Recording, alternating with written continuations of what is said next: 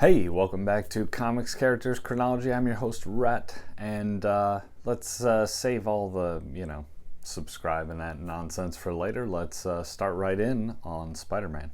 All right, so we have the same cover as last time since we're looking at Spider-Man's 5th appearance, which is the second story in this one, Amazing Spider-Man number 2 from May of 1963. At least that's the cover date. The story this time is The Uncanny Threat of the Terrible Tinkerer. That is scripted by Stan Lee, pencils and inks by Steve Ditko, colors by Stan Goldberg, and letters by Artie Simek. You can find it reprinted several places, including Marvel Masterworks Amazing Spider-Man Volume 1, The Amazing Spider-Man Omnibus Volume 1, Amazing Spider-Man Epic Collection Volume 1, and it can be found on Marvel Unlimited.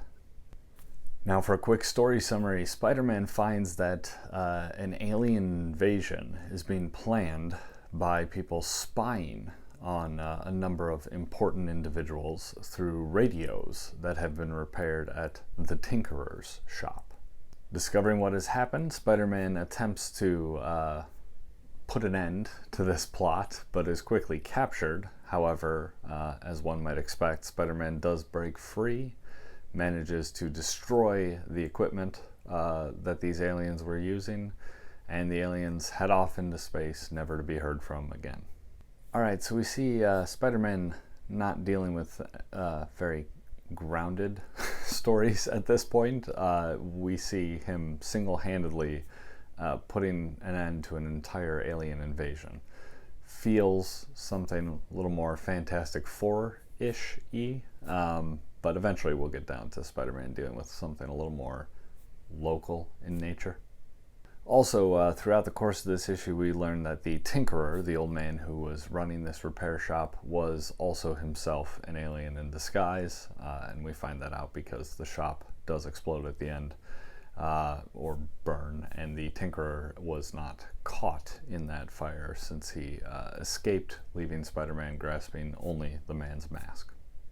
Just a small character development note of worth here. Maybe it's not even character development, it's just behind the scenes of how the character of Spider-Man works. We do get a breakdown panel here of exactly how Spider-Man's web shooter does operate. Alright, and a few final notes. First of all, Spider-Man discovers the Tinkerer's plot because he is working with a well-known electrician is what they call him, researcher, I guess, of electricity, and the man asked Spider-Man to pick up his radio, which he had repaired, as Spider-Man is on his way, well, Peter Parker is on his way to work with him. Now, that does beg a pretty important question, is why does I believe he's described as the most famous electrician in the city, why does he need someone else to repair his radio? Odd. Now when Spider-Man is trapped by the aliens, we find out that he was caught in a resisto glass enclosure. So trademark that.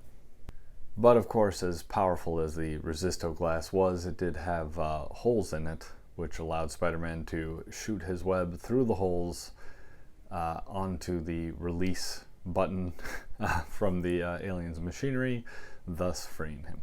Alright, that's it for this appearance. Kind of a quick story and frankly rather simple and not all that great. But next time we are returning to the Justice League with their 5th appearance, which occurs in Justice League of America number 2. See you then. Thanks.